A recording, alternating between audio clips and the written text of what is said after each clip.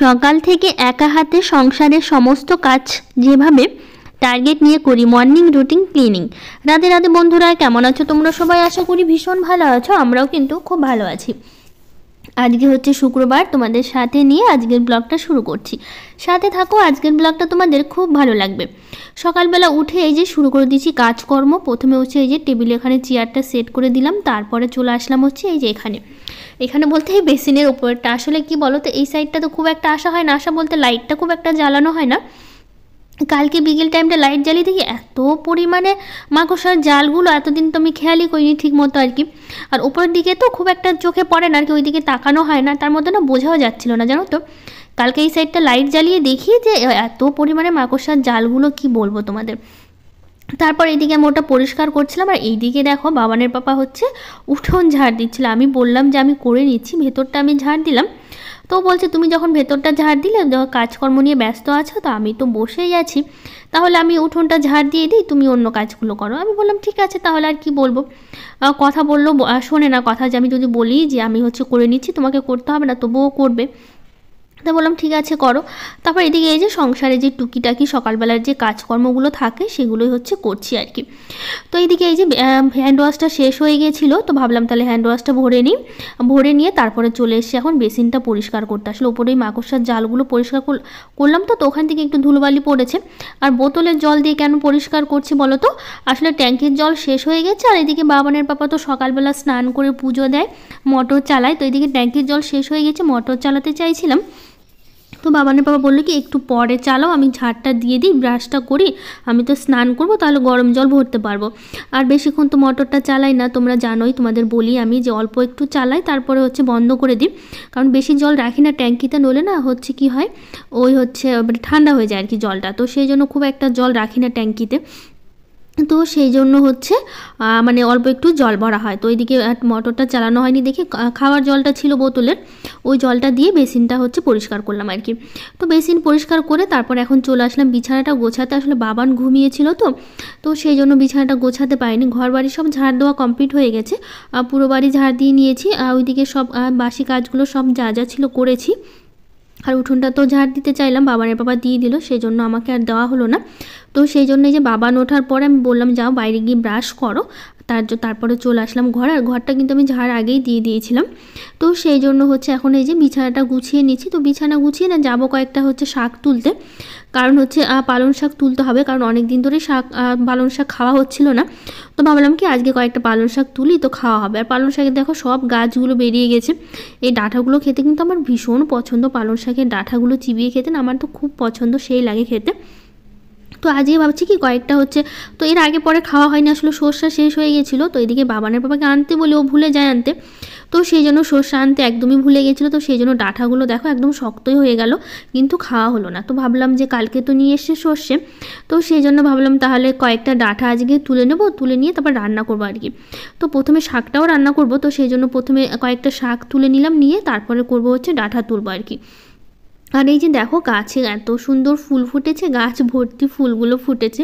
আর এই যে বাবান তো দাঁড়িয়ে আছে। আর দেখো সকালবেলা উঠে কিন্তু আমাদের বাগানে প্রচুর পাখি আসে, মানে সকালবেলা বলতে পারবো না, সারাটা দিন এত জানলাতে, যে আমাদের সিঁড়িঘরের যে কাচের জানলাটা আছে ওখানে এসে বসে। এই যে দেখো কতগুলো পাখি এসে, আরও তো এখানে তো এখন তো মাত্র দুটো দেখছো, অন্য সময় তো 7টা 8টা 10টার মতো করে পাখি চলে আসে জানো তো। এরা একদম মনে হচ্ছে এক দল নিয়ে থাকে, অনেকগুলো করে পাখি আসে। আর এখানে তো মাত্র দুটো পাখি আছে।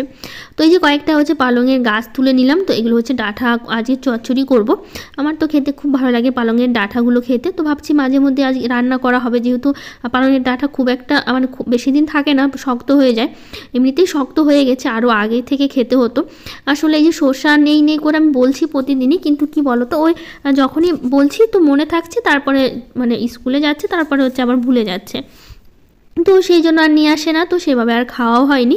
তো ভাবলাম আজ যেহেতু নিয়ে এসছে, তো আজকেই রান্না করব। তো ডাঁটাগুলো তুলে নিয়ে আসলাম, শাক তুলে নিয়ে আসলাম, তারপরে ছিল এই যে বাসনগুলো ছিল, কালকের বাসনগুলো আর গোছানো হয়নি। তো ভাবলাম কি এখন যেহেতু হাতে সময় আছে একটু গুছিয়ে নিয়ে তারপর রান্নাটা বসাবো। তো সেই জন্য আগে যে সব কটা বাসন নিয়ে নিলাম, নিয়ে তারপরে হচ্ছে এখন এই যে বাসন রাখার যে র্যাকটা আছে ওর মধ্যে সবগুলো বাসন সাজিয়ে রাখছি।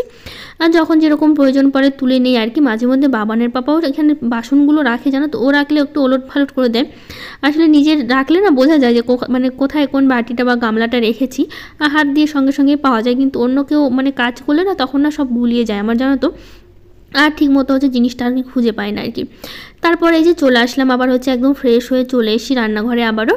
তো এই যে বাবানের জন্য ছাতু করে দিচ্ছি, কারণ বাবান হচ্ছে ছাতু সকালবেলা করে প্রতিদিনই দেওয়া হয়, প্রতিদিনই বাবান ছাতু খেতে খুব পছন্দ করে। তো যেইটুকু ছাতু ছিল বাবানকে দিয়ে দিলাম। আসলে ছাতু শেষ হয়ে গেছে, বাবানের বাবাকে বলতে হবে আনতে, তো অল্প ছিল, তো এটাই বাবানকে দিলাম। তো ওইদিকে বাবানকে দিয়ে তারপরে চলে আসলাম রান্নাঘরে রান্না করব। তো আজকে রান্না করবো হচ্ছে মুসুর ডাল করব, তারপর হচ্ছে ওই যে পালং শাক করব, আর ওই যে ডাঁটাগুলো তুলে নিয়ে আসলাম, ওটা আলু সিম দিয়ে একটু চচ্চড়ি করবো সর্ষে বাটা দিয়ে। তো কালকে বাজার করেছে কিন্তু হচ্ছে লঙ্কা আনতে ভুলে গেছে, তো গাছে তো লঙ্কা আছে, ভাবলাম তাহলে গাছ থেকে কয়েকটা লঙ্কা তুলে নিই, তো সেই লঙ্কা দিয়ে আজকে রান্না করব। আর গাছে যেহেতু লঙ্কা আছে তো অসুবিধা নেই, তো যে কটা লাগবে না, আর সব কিছুতেই আজকে কাঁচা লঙ্কাই পড়বে, যেহেতু শাকেও কাঁচা লঙ্কা পড়বে, ডালেও তো কাঁচা লঙ্কা, আর তার মধ্যে হচ্ছে সর্ষে বাটা দিয়ে চচ্চড়ি করবো, ওটাতেও হচ্ছে কাঁচা লঙ্কাই পড়বে। তো সেই জন্য হচ্ছে লঙ্কাগুলো তুলে নিয়ে আসলাম, যে কটা লাগবে সে কটা হচ্ছে দিয়ে দেবো আর কি। তো এই যে ডালে লঙ্কা দিয়ে দিলাম, ডালটা ওইদিকে সেদ্ধ হচ্ছে, তো এইদিকে ভাতের জলটা তো বসিয়ে রেখেছিলাম। তারপরে যে চাল নিয়ে আসলাম, এখন হচ্ছে চালটা দিয়ে দিচ্ছি ভাতে, মানে ভাতে বলতে সরি জলে দিয়ে দিচ্ছি। তো দিয়ে তারপরে হচ্ছে বেগুন কেটে নেব শাকের জন্য আর কি, পালং শাকটা তো বেগুন দিয়ে করব, তো সেই জন্য। আর এই বেগুনগুলো তো কালকে তুলেছিলাম, কালকের ব্লগে তো তোমরা দেখেছো, তো সেখান থেকে একটা বেগুন নিলাম। তো বেগুনগুলো এত ভালো, আর গাছের বেগুন হওয়ার পর থেকে তো বেগুন আমাদের কিনে খাওয়ার কোনো প্রশ্নই ওঠে না, কারণ এত বেগুন মানে গাছে হয়, তারপরে তো কিনে মানে খেতেই হয় না। এই বেগুনগুলোই মনে হয় নষ্ট হয়, জানো তো, মাঝে মধ্যে তো শুকিয়ে যায়, দু একটা ফেলেও দিতে হয় এরকম আর কি। তারপর বেগুনটা কেটে কি করলাম, ধুয়ে লবণ হলুদ মাখিয়ে রেখে দিয়েছি। তারপর এখন এই যে পালং শাকটা যেটা তুলে নিয়ে আসলাম, ওটাই হচ্ছে এখন কেটে নিচ্ছি। পালং শাকটা এইদিকে তো ডালটা সেদ্ধ হচ্ছে, ডালটাও হয়ে যাবে সাথে সাথে, আর এইদিকে কাজটাও এগিয়ে থাকবে। তো সেই জন্য ভাবলাম তাহলে ওইদিকে ডালটা হোক, আর এইদিকে হচ্ছে আমি পালং শাকটা হচ্ছে মানে কেটে নিই আর কি। তারপরে যেদিকে ডালটাও আমার সেদ্ধ হয়ে গেছিলো, অনেকক্ষণ ধরে জল দিয়ে ফুটিয়ে নিয়েছি। তারপর এখন মুসুর ডাল যেহেতু করছি, তো এখন ডালে হচ্ছে ফোড়ন দিয়ে দেবো। তো ডালে ফোড়ন দিয়ে তারপর হচ্ছে শাকটা করবো, চচ্চড়িটা করবো, দুদিকে দুটো বসিয়ে দেবো দুটো কড়াইতে, তাহলেই হচ্ছে তাড়াতাড়ি হয়ে যাবে। তো এদিকে ডালটা ফুটে উঠলে অনেকক্ষণ, তারপর হচ্ছে নামিয়ে নেবো। তারপর ডালটা নামিয়ে নিয়ে দেখো দুটো কড়াই বসিয়ে দিয়েছি, এদিকে শাকটা করব, তো সেই জন্য ভাবলাম প্রথমে বেগুনগুলো ভেজে তুলে নিই, তারপরে শাকটা বসাবো। আর হচ্ছে ছোটো কড়াইটাতে না ওই চচ্চড়িটা করবো, সবজি মানে সবজি কিন্তু আমি কেটে নিয়েছি, ওই হচ্ছে মানে সিম আলু আর হচ্ছে ডাঁটাগুলো পালংয়ের সব সবজিগুলো কিন্তু আমি কেটে নিয়েছি। কেটে নিয়ে দেখো এদিকে ধুয়ে রেখেছিলাম, তারপরে হচ্ছে এখন দিয়ে দিলাম। তো এটা হচ্ছে সর্ষে বাটা দিয়ে খেতে এত ভালো হয়েছিল, আর আমার তো পালংয়ের ডাঁটা খেতে ভীষণ পছন্দ, তোমাদের বারবারই বলছি আমি। আর আমার যে কোনো শাক খেতেই আমার বেশি পছন্দ আর কি। তো সেই জন্য এই যে বেগুনটা দেখো তুলে নিলাম, ওইদিকে হচ্ছে ডাঁটাগুলো বসিয়ে দিয়েছি, ওইদিকে ডাঁটাটা হতে থাক, আর ততক্ষণ এদিকে শাকটাও হয়ে যাবে। তো সেই জন্য এই যে শাকটার জন্য বেগুনটা তুলে নিলাম, আর হচ্ছে কালো জিরা আর এই যে কাঁচা লঙ্কা ফোড়ন দিয়ে এখন শাকটা দিয়ে দেবো। তো শাকে যা জল আছে ওই শাক জলেই সেদ্ধ হয়ে যাবে অনেকক্ষণ ধরে। তো এইদিকে সবজিটা না ভেজে একটু লবণ হলুদ দিয়ে ভেজেছিলাম, দিয়ে তারপরে হচ্ছে একটু জল দিয়ে দিয়েছিলাম, যাতে হচ্ছে সিম আর ডাঁটা আলু সবটাই সেদ্ধ হয়ে যায় খুব ভালো করে।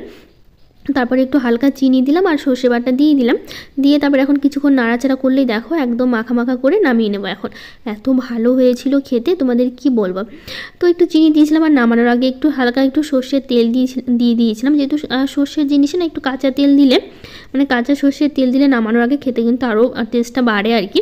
তো সেই জন্য একটু কাঁচা তেল দিয়ে দিয়েছিলাম। তারপর এখন নামিয়ে নিচ্ছি, নিয়ে তারপর হচ্ছে এদিকে শাকটাও প্রায় হয়ে এসছে, খুব একটা সময় নেই। মানে শাকটাও দেখো, শাকে আসলে জল উঠেছিল অনেকক্ষণ ধরে, তো ওটা শুকোতেই অনেকটা সময় লাগলো আর কি। তো এই যে বেগুনটা দিয়ে শাকটা করে নিয়েছি, এখন হচ্ছে রান্নাঘরটা খুব ভালো করে পরিষ্কার করে নেব। তো সানিয়া দিদিভাই বলেছে, দিদি আমি সানিয়া, পর্দা দুটো খুব সুন্দর হয়েছে। দিদি আচ্ছা দিদি তোমার শাশুড়ি কি জন্ম থেকেই চোখে দেখতে পান না? আর না গো, এই হচ্ছে সমস্যাটা 3-4 বছর ধরে এরকম হয়েছে। আগে ভালো ছিল, এখন 3-4 বছর ধরে মানে হাঁটা চলাটা একটু 3-4 বছর ধরে মানে চোখটার সাথে সাথে মানে পা দুটো বলতে পারো চলে গেছে আর কি, ওরকমই বলতে পারো। মানে যাওয়ার মধ্যে শুধু একা একা খুব কষ্ট করে বাথরুমে যায়, তবুও যেতে পারে না, অনেক সময় ধরেও নিয়ে যেতে হয় পায়ে ব্যথার জন্য আর কি। মানে বাইরে বসুক আর যেখানে বসুক সবসময় নিয়ে গিয়ে বসাতে হয়, যেহেতু চোখেও দেখে না, তার মধ্যে হচ্ছে আবার হাঁটা চলা খুব একটা করতে পারে না, তো সেই জন্য সবটাই আমাদেরকেই করতে হয়, আমাকে নয় বাবানের পাপাকে, দুজনে মিলেমিশেই করি।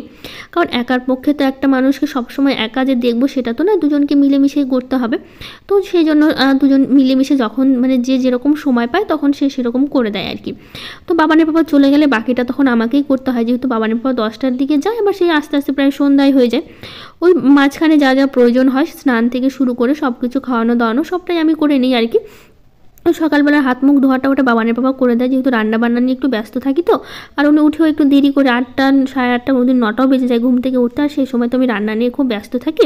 তো সেই জন্য সকালবেলাটা কিছু করতে পারি না। যেদিন বাবানের বাবা থাকে না সেদিন আমাকে করতে হয়, যেহেতু বাবানের বাবা না থাকলে আমাকেই করতে হবে। তো সেই দিনগুলো আমি করি, আর বাকি যেদিন থাকে বাবানের বাবা সেই দিনগুলো বাবানের বাবাই করে আর কি।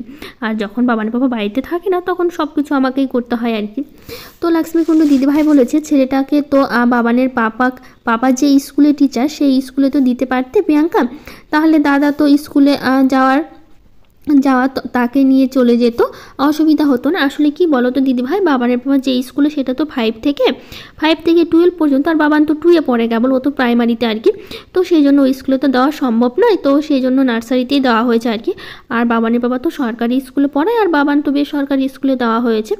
তো সেই জন্য অসুবিধা হয় না দিতে, যেহেতু বাবানের বাবা যে রাস্তা দিয়ে স্কুলে যেতে হয় সেই রাস্তায় হচ্ছে বাবানের স্কুল পড়ে, মানে সেই রাস্তা দিয়েই যায় বলতে পারো।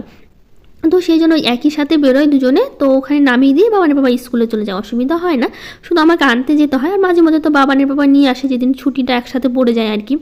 বাবানের বাবার একটু আগে ছুটি হয়ে যায় সেদিন হচ্ছে বাবানের পাপাই হচ্ছে বাবানকে স্কুল থেকে নিয়ে আসে, আর নইলে হচ্ছে আমাকে যেতে হয়। আগে তো বাবানের তো সেই 2:30-এর দিকে ছুটি হতো, সেই সময় বাবানের পাপা আনতে পারতো না, যেহেতু বাবানের ছুটি হতে হতে এখন মানে 2:30 বাজে, তখন তো বাবানের বাবার ছুটি হতো না। আর এখন 2-এ ওঠার পর থেকে বাবানের তো 4টায় স্কুল ছুটি হয়, আর বাবানের বাবার মাঝে মধ্যে না 4টার আগে একটু ছুটি হয়ে যায়, তখন নিয়ে আসতে পারে। আবার কোনো দিন 4টার পরের যেদিন ছুটি হয় সেদিন আমাকে গিয়ে নিয়ে আসতে হয়, আর যেদিন 4টার আগে ছুটি হয়ে যায় সেদিন বাবানের বাবা নিয়ে আসে আর কি। খুব একটা অসুবিধা হয় না, যেহেতু হচ্ছে খুব, আর বাবানের স্কুলটা তো খুব কাছাকাছি, খুব একটা সময় লাগে না। টোটো করে আমি যাই, ওই 6 থেকে 7 মিনিট লাগে আর কি টোটোতে উঠলে আর কি বলতে পারো। আর আমাদের বাড়ি থেকে তো রোডটা খুব একটা, মেন রোডটা আমার একদমই কাছে, তোমরা তো দেখোই, তো খুব একটা অসুবিধা হয় না আর কি। আর মেন রোড থেকে বাবানের স্কুলটা খুব একটা ভেতরে নয়, বলতে পারো 2-3টে বাড়ির পরেই আর কি স্কুলটা আর কি। তো মানে ওই জন্য আর কি খুব একটা অসুবিধা হয় না আর কি। তো যাই হোক, এদিকে দেখো জামা কাপড়গুলো ছিল যে কটা, সে কটা খুব ভালো করে গুছিয়ে নিলাম, এগুলো তুলে রাখবো, রেখে তারপরে হচ্ছে মানে ঘরগুলো একটু মুছে নেবো। আর যে যে কাজ ছিল সব করে নিয়েছি। আর এদিকে কিন্তু বাবানের বাবা দুজনেই স্কুলে কিন্তু চলে গেছে, রেডি করে দিয়েছিলাম বাবানকে, স্নান করে খাওয়া দাওয়াও আমাদের হয়ে গেছে, খাওয়া দাওয়া শেষ করে ওরা হচ্ছে চলে গেল। তো এইদিকে দেখো এই ঘরটাতে শাশুড়ি মা থাকে, তো ভাবলাম কি এই ঘরে বেড কভারটা একটু পাল্টে দিই, মানে বেশি দিন রাখি না আর কি, 4-5 দিন পর পরই বেড কভারটা পাল্টে দিই, যেহেতু সারাদিনই শুয়ে থাকে তো সেই জন্য পাল্টে দিতে হয় আর কি। তো যেহেতু বেশিরভাগ টাইমটাই বিছানায় কাটায়, তো সেই জন্য পাল্টে দিই। আর এদিকে দেখো জলের বোতল দেখতে পাচ্ছ, এগুলো কিন্তু সব কিছুই বিছানায় রেখে দিই। আসলে জল মানে কোথায় রাখবো অসুবিধা হয় খুঁজে বের করতে, মানে খাওয়ার জন্য সারাদিন তো আমাকে আর ডাকতে পারে না জল খাওয়ার জন্য, তো সেই জন্য বোতলে 2টো ভরে বিছানাতেই রেখে দিই, যাতে খেতে সুবিধা পায় আর কি। আর পাশে যে বালতিটা দেখতে পাচ্ছ ওটা হচ্ছে কি জন্য বলো তো, অনেক সময় হেঁটে বাথরুমে যেতে পারে না পায়ের ব্যথার জন্য, তখন ঘরের মধ্যেই আর কি করে। আর রাতে করে তো ঘরের মধ্যেই করে, আর দিনের বেলাও মাঝে মধ্যে ঘরের মধ্যে করে, আবার কখনো যখন যেতে পারে তখন বাথরুমে চলে যায় আর কি। তো সেই জন্য বালতিটা সবসময় ঘরের মধ্যেই রাখা থাকে, যখন অসুবিধা হলে তখন ঘরের মধ্যেই করে, নইলে আবার বাথরুমে যায়। আর রাতটা হচ্ছে ঘরের মধ্যেই করে আর কি। তো সেই জন্য ওখানে বালতিটা রাখা আছে, যখন করে তখন আবার পরিষ্কার করে আবার বালতিটা ধুয়ে এখানে রেখে দিই আর কি। আর এই যে বোতলগুলো দেখতে পাচ্ছ, এখানে ওষুধ বলতে পারো, ক্রিম, অনেক কিছুই এখানে দেখতে পাবা বিছানাতে।